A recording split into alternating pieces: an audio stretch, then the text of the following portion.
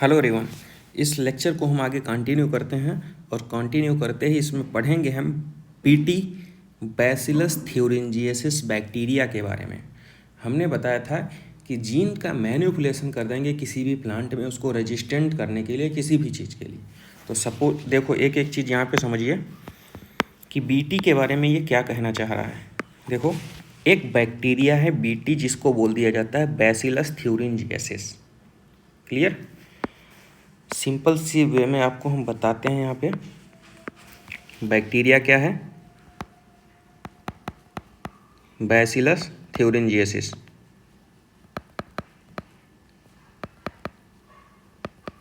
इसी को बोलते हैं हम बीटी। क्लियर? बीटी जो बैक्टीरिया है हमारा, इसमें एक स्पेसिफिक जीन है। नाम जीन का नाम क्या है? क्राई। क्लियर? ये क्राई जीन है और ये जीन जो है प्रोड्यूस करता है एक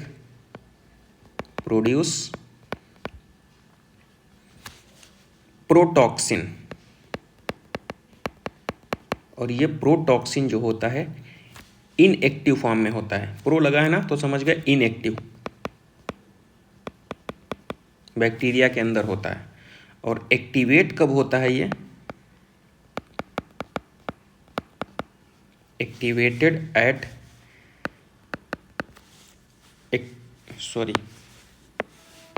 प्रोटॉक्सिन जो है वो टॉक्सिन में कब बदलता है? मतलब कि एक्टिवेट फॉर्म में एट एल्कलाइन पीएच। ठीक है? ऑफ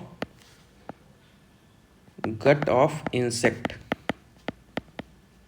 ठीक है? जैसे ही ये एक्टिवेट हो जाता है फिर अपना काम करना स्टार्ट हो जाता है। तो बेसिकली यहाँ पे हम क्या समझा रहे हैं आपको कि बैक्टीरिया है। बैक्टीरिया का नाम क्या है? बैसिलस थ्यूरिंजिएसिस। और बैसिलस थ्यूरिंजिएसिस जिसको हम बीटी बोलते हैं, उसमें एक स्पेसिफिक जीन है। उस जीन का नाम क्या है? क्राई। और ये क्राई जीन जो है वो प्रोड्यूस कर सकता है प्रोटॉक्सिन बैक्टीरिया के अंदर। ये इनएक्टिव फॉर्म में रहता है और जैसे ही इसको हाईली एल्कलाइन पीएच दिया जाता है ये एक्टिव फॉर्म में चेंज हो जाता है और बना क्या लेता है? Toxin substance. और टॉक्सिन सब्सटेंस बन जाता है तो जैसे ही किसी भी प्लांट में हम इंसेक्ट इसको बैसिलस थ्यूरिंजिएसिस को हम इंट्रोड्यूस कराते हैं तो क्या हो जाता है, उस प्लांट के अंदर जो है वो टॉक्सिन सब्सटेंस आ जाता है। और जैसे ही कोई इंसेक्ट इसको खाता है, प्लांट को नुकसान पहुंचाना चाहता है, तो क्या हो जाता है, वो इंसेक्ट के मिडगट के अंदर ये टॉक्सिन सब्सटेंस चला जाता है प्रोटॉक्सिन। और वहाँ इंसेक्ट की मिडगट जो होती है हाईली एल्कलाइन पीएच होता है उसमें, और फिर ये प्रोटॉक्सिन एक्टिवेट हो जाता है और एक्टिवेट होकर टॉक्सिन सब्सटेंस बना लेता है। ये टॉक्सिन सब्सटेंस जो होता है वो इंसेक्ट के अंदर जो होती है उसकी इंटेस्टाइन होती है उसमें छेद कर देता है, परफोरेशन कर देता है। इसकी वजह से क्या होता है, इंसेक्ट की डेथ हो जाती है। ठीक है? ओवरऑल प्रोसेस यही होता है हमारा। तो देखो इसमें क्या क्या हमने बताया। बैसिलस थ्यूरिंजिएसिस जो होता है, बहुत सारे प्लांट वो ऑर्गेनिज्म बनाएंगे जैसे BT cotton, BT rice, BT corn, BT tomato, potato and soybean. ठीक है? बीटी मतलब कि कॉटन में अगर बीटी जीन को डाल दिया तो बीटी कॉटन हो गया, ऐसे ही बता दिया। ठीक है? ये रेजिस्टेंट वेराइटी है। ठीक, अब आगे बढ़ते हैं। देखो क्या कह रहा है, बीटी कॉटन। बीटी कॉटन हमने बताया, देखो कॉटन नॉर्मल था, बैसिलस थ्यूरिंजिएसिस को उसमें इंट्रोड्यूस कर दिया। ठीक है? कुछ एग्जाम्पल हैं जिसको हम यहाँ पे डिस्क्राइब किए हैं। देखो लेपिडोप्टेरन्स का एग्जाम्पल है, टाइप्स ऑफ इंसेक्ट है ये। टोबैको बडवर्म हो गया, आर्मीवर्म हो गया। कोलियोप्टेरन्स का बीटल है। डिप्टेरन्स में कौन कौन से आएंगे? फ्लाइज एंड मॉस्क्यूटो आएंगे। ठीक है? और ये बीटी जो होता है वो क्या होता है? प्लांट स्पेसिफिक होता है या इंसेक्ट स्पेसिफिक? तो बीटी इज इंसेक्ट स्पेसिफिक। ठीक है? इंसेक्ट स्पेसिफिक होता है। अभी आगे बताएंगे, दो एग्जाम्पल लिखे हैं। और इसमें और क्या कह रहा है देखो, जो ऑलरेडी हमने डिस्कशन कर लिया है। Toxin not kill bacillus, actually BT toxin exist in active protoxin. ठीक है? Insect ingest. ठीक है? Inactive toxin converted into active form due to alkaline pH basic medium में। ठीक है? Gut which is soluble crystallize, ठीक है, bind to the surface of midgut, midgut की सरफेस पे बाइंड करता है और क्या कर देता है, क्रिएट पोर्स, पोर्स क्रिएट कर देता है उसकी इंटेस्टाइन में, और इंटेस्टाइन में जैसे ही पोर्स हो जाते हैं तो इंसेक्ट की डेथ हो जाती है। Swelling and lysis eventually cause death of insect. Clear. तो ये बीटी का पूरा ओवरऑल प्रोसेस होता है फंक्शन का। अब बात करते हैं यहाँ पे specific BT gene were isolated, specific BT gene were isolated from Bacillus thuringiensis and incorporated into several crop, जैसे कॉटन। क्लियर। बहुत सारे प्लांट में डाल सकते हैं। और toxin is coded with A gene, क्या हमने बताया, जीन का नाम क्राई। क्लियर। दो एग्जाम्पल जैसे यहाँ पे साइड में हम लिख लेते हैं, cry first AC, cry first AC and cry second AB, ये हैं कॉटन बॉलवर्म के लिए, कॉटन बॉलवर्म। ठीक है। क्राई फर्स्ट एबी किसके लिए है, ये है हमारा कॉर्न बोरर के लिए।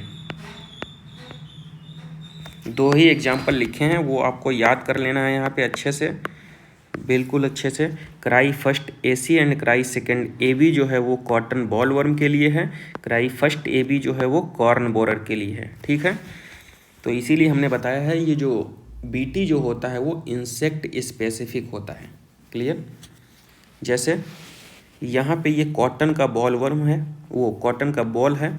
ठीक है। इस वाले प्लांट, इस वाले पार्ट को देखो, दो फलियाँ हैं इसकी, फ्लावर्स, इस वाले पार्ट को इसने ये होल कर दिया है, परफोरेट कर दिया है कॉटन बॉलवर्म ने। तो क्या हुआ, ये फूल नहीं पाई, इसमें कॉटन का प्रोडक्शन नहीं हुआ, और इसमें देखो प्रोडक्शन हो गया क्योंकि इसमें अफेक्ट नहीं किया। तो अगर कॉटन बॉलवर्म जो है अगर अफेक्ट करेगा तो कॉटन का प्रोडक्शन कम हो जा रहा था। इसी से बचने के लिए हमने बीटी से रजिस्टेंट कर दिया। ठीक है। अब पेस्ट रेजिस्टेंट टेक्नोलॉजी जो होती है, इसमें कुछ इंपॉर्टेंट पॉइंट्स हैं, उसको हाईलाइट करते हैं। सेवरल निमेटोड्स के लिए होता है, निमेटोड्स क्या होते हैं, राउंड वर्म, एस्केहेलमिन्थेस पैरासाइट। ठीक है। वाइड वैरायटी होती है plant animal including human being. ठीक है। ह्यूमन बीइंग के लिए भी होता है। उस निमेटोड्स का नाम अगर बताना चाहें तो निमेटोड का नाम क्या है, meloidogyne incognita, infect root of tobacco plant, tobacco plant को रूट को इन्फेक्ट करता है, तो इसकी वजह से टोबैको का प्रोडक्शन कम हो जाता है। इस प्रोडक्शन को रोकने के लिए, कम प्रोडक्शन जो होता है उसको रोकने के लिए हमने एक नोवेल टेक्नोलॉजी को अडॉप्ट किया है। नोवेल स्ट्रेटजी है कौन सी, आरएनए इंटरफेरेंस। आरएनए इंटरफेरेंस क्या करती है, आरएनए को वो साइलेंसिंग को रोक देती है, प्रोटीन के फॉर्मेशन को रोक देती है, और जैसे ही प्रोटीन नहीं बनेगी तो क्या होगा, वो इन्फेक्ट नहीं कर पाएगा। ठीक है। ये ऑल यूकैरियोटिक ऑर्गेनिज्म के लिए है cellular defence, a method type of cellular defence. और ये देखो क्या करता है यहाँ पे, this method involve silencing of specific mRNA due to complementary double standard RNA molecule that bind and prevent the translation, मतलब प्रोटीन के फॉर्मेशन को द mRNA साइलेंसिंग। समझ गए, ये हमने बताया भी था प्रीवियस लेक्चर में। अब आगे बढ़ते हैं। यहाँ पे हम यहाँ पे देखो ट्रांसपोजोन्स की बात किया है, जंपिंग जीन्स होते हैं। ठीक है। अब यहाँ पे हम आगे बढ़ते हैं, agrobacterium vector nematode specific, agrobacterium vector nematode specific gene were introduce into the host plant. ठीक है। ये आरएनए साइलेंसिंग की बात कर रहा है यहाँ पे। अब आगे बढ़ते हैं। यहाँ पे ये देखो रूट, वो जो वहाँ पे इन्फेक्टेड प्लांट दिखाया था ना, root knot disease of the tobacco meloidogyne incognita से। ठीक है। उसी के बारे में बताया है यहाँ पे। अब है biological applications in medicine, medicine में बायोलॉजिकल एप्लीकेशन को यहाँ पे डिस्क्राइब किया है। तो यहाँ पे दो चीज़ें हम याद करेंगे, 30 रिकॉम्बिनेंट थेरेप्टिक्स जो हैं वर्ल्ड में अप्रूव हैं ह्यूमन यूज के लिए, और 12 जो हैं वो इंडिया की हैं। क्लियर। तो यहाँ पे साइड में लिख लीजिए, वर्ल्ड में 30 और इंडिया में 12। ठीक है, तो ये रिकॉम्बिनेंट थेरेप्टिक्स हैं, रिकॉम्बिनेंट थेरेप्टिक्स। क्लियर। तो वर्ल्ड में 30 हैं, इंडिया की 12 हैं। अब जेनेटिकली इंजीनियर्ड इंसुलिन, हम यहाँ पे आपको एक क्लियर कट स्टोरी टाइप का बता देते हैं। जैसे जिनमें डायबिटीज़, जिस पेशेंट में डायबिटीज़ होता था तो पहले तो क्या किया जाता था, इंसुलिन को जो होता है बहुत सारे कैटल्स, स्लॉटर हाउस में जाके, कैटल्स मेनली पिग हो गया, उनके उससे पैनक्रियास से निकाला जाता था, फिर दे दिया जाता था पेशेंट को। तो उससे क्या होता था कि मतलब कि एलर्जिक रिस्पॉन्स आ रहे थे। ठीक है, और इथिकली भी सही नहीं कि अपने फ़ायदे के लिए हम किसी दूसरे जानवर को मार रहे हैं। ठीक है, तो और प्रोडक्शन जिस हिसाब से वो पेशेंट ज़्यादा थे ना उसके डायबिटीज़ के, तो उस हिसाब से प्रोडक्शन तो कम था ना, कितने जानवर मारेंगे। तो क्या हुआ, एक अमेरिकन कंपनी आई, नाम था उस अमेरिकन कंपनी का एली लिली। एली लिली एक अमेरिकन कंपनी थी। हाँ देखो, 1983 में, सब याद करिए, 1983 में एली लिली एक अमेरिकन कंपनी आई। उसने क्या किया, डीएनए के सीक्वेंस तैयार किए, ए और बी पेप्टाइड। देखो ये ए पेप्टाइड है और ये बी पेप्टाइड है। क्लियर। उसने ए और बी पेप्टाइड को डाई सल्फाइड बॉन्ड से जोड़ दिया। क्लियर। तो यहाँ पे देखो ये जो स्ट्रक्चर बनी है ना, स्ट्रक्चर, ये है ए पेप्टाइड और ये है बी पेप्टाइड, और इसमें प्रो इंसुलिन है एक। तो देखो यहाँ पे ऊपर लिख रहे हैं प्रो इंसुलिन क्या है, एक इस टाइप से स्ट्रक्चर है प्रो इंसुलिन। ठीक है, ये हमने हाईलाइट कर लिया। ये है ए पेप्टाइड, ये है बी पेप्टाइड, ये है सी पेप्टाइड। ठीक है, सारे जुड़े हैं डाई सल्फाइड बॉन्ड से।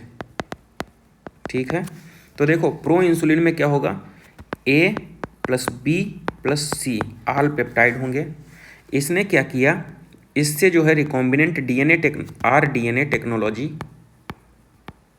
रिकॉम्बिनेंट डीएनए टेक्नोलॉजी का यूज किया, और इसने क्या किया, सी पेप्टाइड को हटा दिया।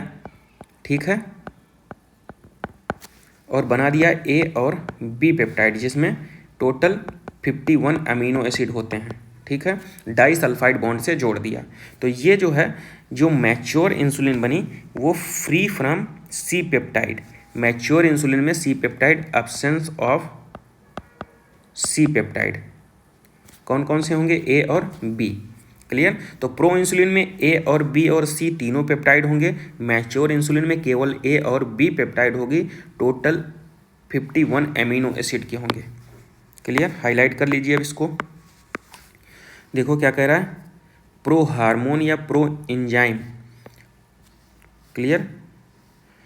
हाँ, क्या कह रहा है, contain an extra stretch called C peptide, और C peptide will not present in the insulin, mature insulin, remove during maturation into insulin. ठीक है, तो ये हो गया। टेक्निक कौन सी यूज की गई, रिकॉम्बिनेंट डीएनए टेक्नोलॉजी। ओके, अब बात करते हैं जीन थेरेपी की। जीन थेरेपी क्या होता है, देखो जीन का मैनिपुलेशन, इसको हाईलाइट करते हैं यहाँ पे। 4 साल की बच्ची थी 1990 में, फर्स्ट जीन थेरेपी जो दी गई थी 1990 में दी गई थी। यहाँ पे साइड में हम लिखते हैं, फर्स्ट जीन थेरेपी कब दी गई थी, 1990 में। 4 ईयर ओल्ड गर्ल। इसमें क्या था, एडीए डिफिशियंसी थी। कौन सा, adenosine deaminase, ADA deficiency. Adenosine deaminase एक ऐसा एंजाइम है जिसकी डिफिशियंसी अगर किसी भी पर्सन में हो गई, किसी भी बच्चे में हो गई, तो देखो एडीए एंजाइम करता क्या है, एडीए एंजाइम क्या करता है, formation and maturation of B and T lymphocyte. Clear. अब अगर इसी एंजाइम की डिफिशियंसी हो गई किसी भी पर्सन में, एडीए की ही डिफिशियंसी हो गई, तो क्या होगा, बी और टी लिम्फोसाइट का फार्मेशन नहीं हो पाए, ना तो मैचुरेशन हो पाएगा। तो क्या होगा भाई, तो उस बच्चे में इम्यूनिटी वीक हो जाएगी। ठीक है, वीक इम्यून सिस्टम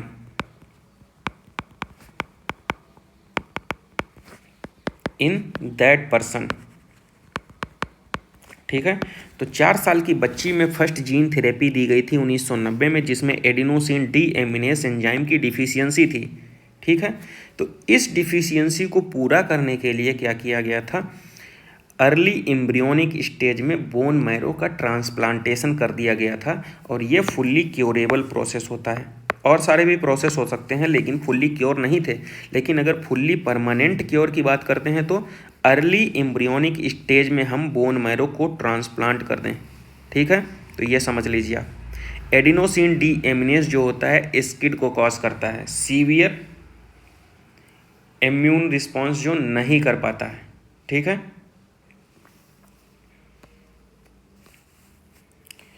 जहाँ पे इम्यून रिस्पॉन्स वीक होता है वही कॉज करता है एडीए एंजाइम। समझ गए। तो क्या क्या हमने बताया, फर्स्ट जीन थेरेपी 1990 में दी गई थी 4 साल की लड़की को, जिसमें एडीए एंजाइम की डिफिशियंसी थी। एडीए एंजाइम क्या करता है, formation and maturation of B and T lymphocyte, और जैसे इस एंजाइम को हम दे देंगे अर्ली एम्ब्रियोनिक स्टेज में तो क्या होगा, फुल्ली क्योरेबल हो जाएगा और वो बी और टी लिम्फोसाइट को फॉर्मेशन करने लगेगी। ठीक है, तो ये थी जीन थेरेपी, जीन का मॉडिफिकेशन कर दिया गया। अब मॉलिकुलर डायग्नोसिस की बात करते हैं। मॉलिकुलर डायग्नोसिस में हम पढ़ेंगे, देखो मॉलिकुलर डायग्नोसिस मतलब क्या होता है, किसी भी बीमारी का पता लगाना। कन्वेंशनल मेथड क्या था, जैसे कन्वेंशनल मेथड में क्या था, हम किसी भी बीमारी को अगर हम पता लगाते थे तो उसके सीरम हो गया, यूरिन की एनालिसिस करते थे, तो उससे क्या होता था, सिम्टम्स इतनी जल्दी नहीं आ पाते थे, अर्ली डिटेक्शन पॉसिबल ही नहीं हो पाता था कन्वेंशनल मेथड से। लेकिन रिकॉम्बिनेंट डीएनए टेक्नोलॉजी के थ्रू हम क्या करते हैं, देखो polymerase chain reaction PCR, enzyme linked sorbent assay, full form भी याद कर लीजिए, ELISA, and some of the technique that serve the purpose of early diagnosis. Early diagnosis हो जाता है इससे, रिकॉम्बिनेंट डीएनए टेक्नोलॉजी का यूज करके पीसीआर हुआ, एलाइजा हुआ, इससे अर्ली डायग्नोसिस पॉसिबल है। ठीक है, जैसे अगर हम बात करते हैं एचआईवी की, एचआईवी की का जो इंक्यूबेशन पीरियड होता है, ठीक है, वो होता है 5 से 10 साल। अगर हम कन्वेंशनल मेथड का यूज करते हैं तो तब तक तो पेशेंट की डेथ हो जाएगी, अगर हम कन्वेंशनल मेथड के थ्रू उसका यूज करते हैं। ठीक है, सिम्टम्स के थ्रू उसके जाते हैं तो क्या होगा, एचआईवी के पेशेंट का जो इंक्यूबेशन पीरियड होता है, मतलब कि बीमारी होने से उसमें सिम्टम आने तक का, तो 5 से 10 साल होता है। तो अर्ली डिटेक्शन तो हो ही नहीं पाएगा, इसीलिए अर्ली डिटेक्शन कैसे करेंगे, पीसीआर के थ्रू। क्लियर, पीसीआर हो गया, एलाइजा हो गया। ठीक, तो मॉलिक्यूलर डायग्नोसिस को हम नेक्स्ट वीडियो लेक्चर में कवर अप करेंगे। Thank you.